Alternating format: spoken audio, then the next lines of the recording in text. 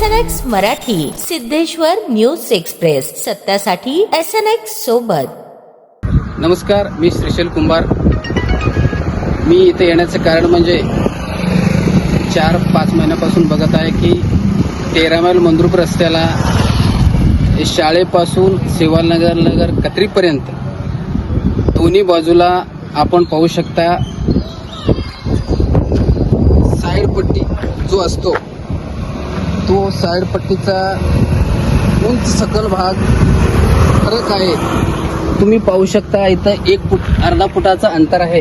त्यामुळं शाळा, दवाखाने आणि धंदा करणारे लोक येतात, ते घसरून पडत आहेत. तरी सार्वजनिक बांधकाम विभागाला विनंती आहे की हे दोन्ही साईडचे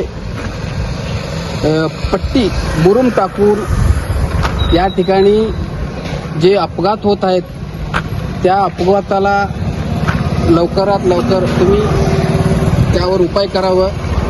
तरी